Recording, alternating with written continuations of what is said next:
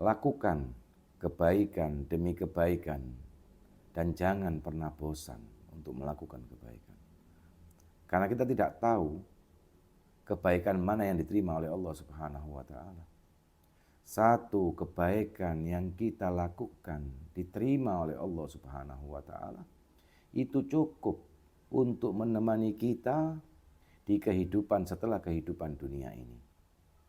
Seperti cerita seorang wanita yang luar biasa, yaitu bernama Zubaidah bin Ja'far al-Mansur, seorang istri daripada khalifah di zaman Abbasiyah yang bernama Harun al-Rashid.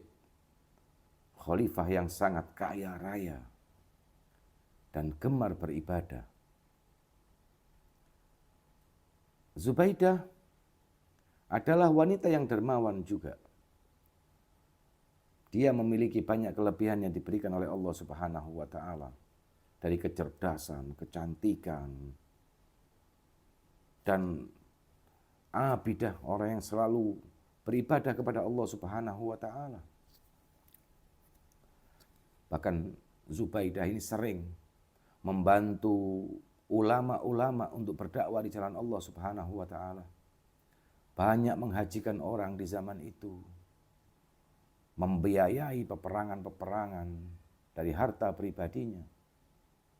Sampai-sampai dari karya Zubaidah, yaitu dia telah membangun saluran air yang diambil daripada satu wadi, namanya Wadi Nu'man, yang saat itu di Mekah lagi kekeringan. Jamaah haji sulit mendapatkan air minum. Dan Zubaidah ini dengan gigihnya dia membantu, dia membuatkan saluran yang panjangnya hampir 95 km.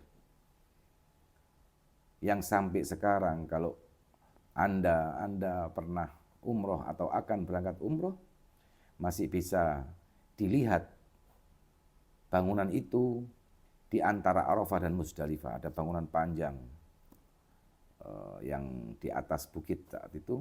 Itulah saluran air yang dibangun oleh Zubaidah dari Wadi Nu'man ke Mekah. Dan saat itu para jamaah haji benar-benar merasakan hasil daripada saluran itu. Mereka tidak kekurangan air dan bisa mengambil air di Mekah, di Mina maupun di Muzdalifah. Setelah beberapa saat Zubaidah ini meninggal. Dan salah satu dari kerabatnya memimpikan Zubaidah ini. Di dalam mimpinya, Zubaidah terlihat bahagia sekali. Ditanya oleh kerabatnya itu, "Wahai Zubaidah, apa yang dilakukan oleh Allah Subhanahu wa taala kepadamu? Sedangkan yang kami dengar bahwa semua orang di negeri ini membicarakanmu dan mengatakan engkau berada dalam surga." Dijawab oleh Zubaidah, "Sungguh tidak ada dari amalku yang menguntungkanku. Bahkan dari amal itu hampir-hampir aku celaka." Kenapa seperti itu, wahai Zubaidah? Bahkan saluran dan mata air yang aku bangun untuk jamaah haji pun itu hampir memberikanku satu keburukan.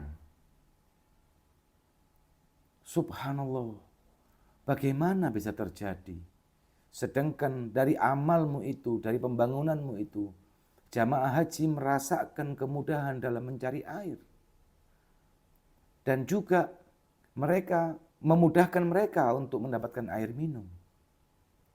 Sesungguhnya aku mengerjakan itu semua dengan riya dan aku ingin dipuji-puji oleh orang saat itu.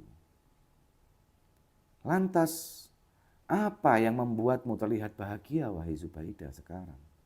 Sesungguhnya Allah Subhanahu wa taala telah mengampuniku dengan sholat malam yang aku lakukan dengan sendiri dan tidak ada orang yang tahu.